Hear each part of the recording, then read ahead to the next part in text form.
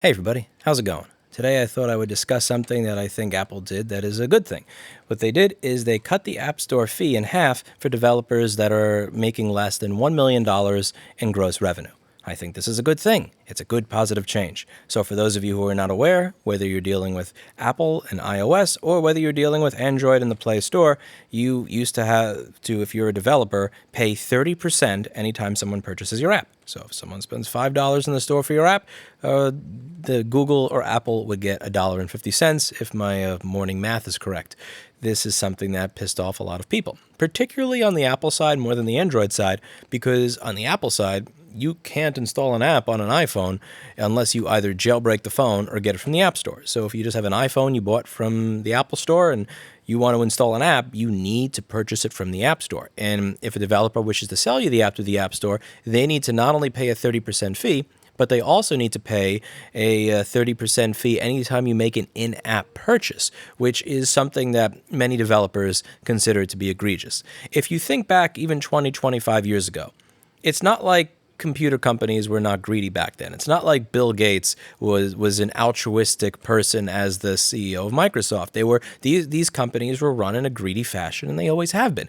But there's a difference. There was some, I don't know if it's cultural or something else, but even back then, even the billionaires of the 1990s, they didn't put together an operating system where A, you can only install apps from this specific store, and B, if as someone wants to sell you an app through that store, they need to give you 30% of their gross revenue. That's not something that would have been heard of back then. So that's why it's so crazy that to many people that are experiencing it with the smartphone revolution, that somehow when we had a duopoly back then, you only had two choices, Mac and Windows.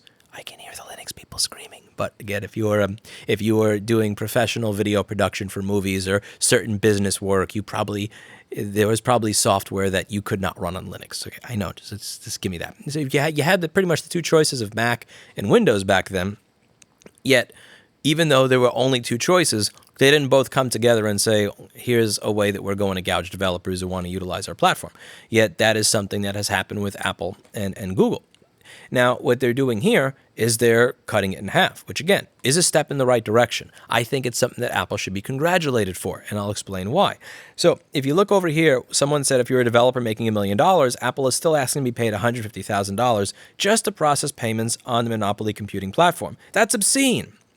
And yeah, you may think it's obscene. You may want it to be 3%, standard credit card processing fee, 2 to 5% maybe. It is 30, they moved it to 15. I think it's incredibly important to appreciate the change. Because here's the thing. They lowered it from 30% to 15%.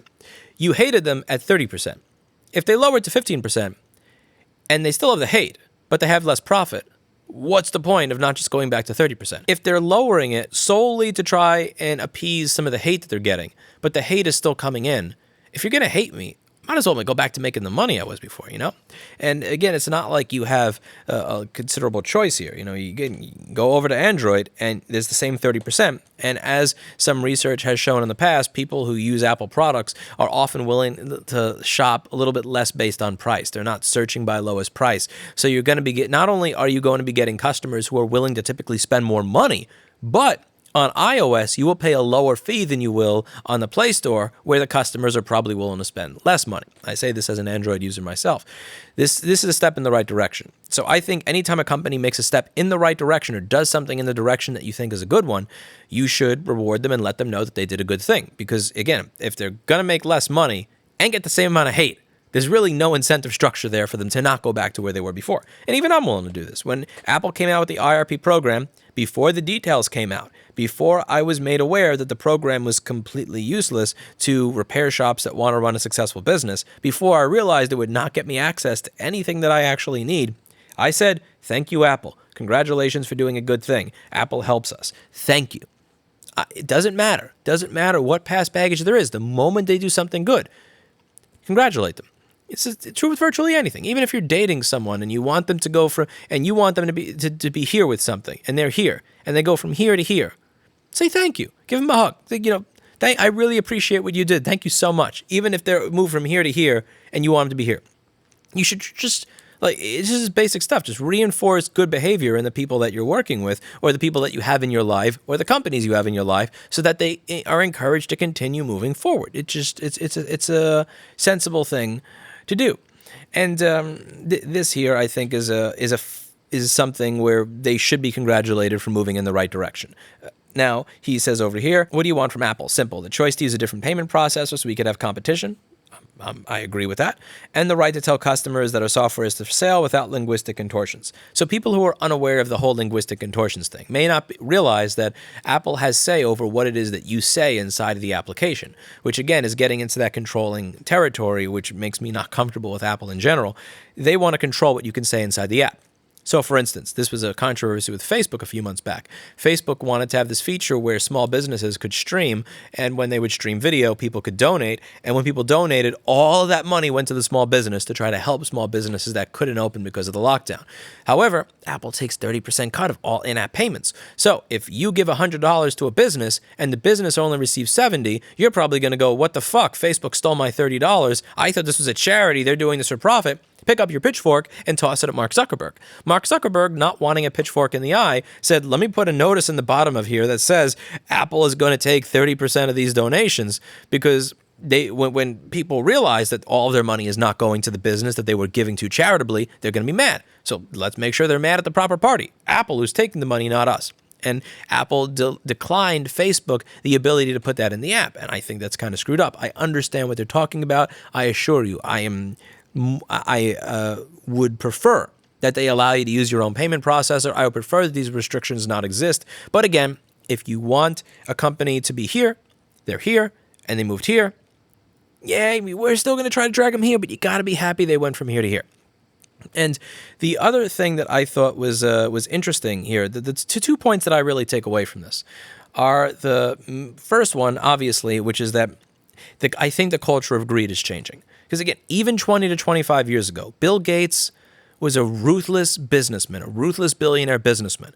And at no point in time was Microsoft saying, if you want to install an app, you can only install the apps that are sold through the store, where we get 30% of the gross revenue of the person who coded it. It's not something that I believe would have been culturally acceptable at the time, but it is now. And that's the kind of thing that scares me. It's because back then, if he could have done that and gotten away with it, he would have. But he didn't, because he thought he couldn't get away with it. And now they did it. And because Apple was able to do it and pull it off with the iPhone, Android figured out, oh, well, Apple could do it, so maybe we could stick the tip in as well.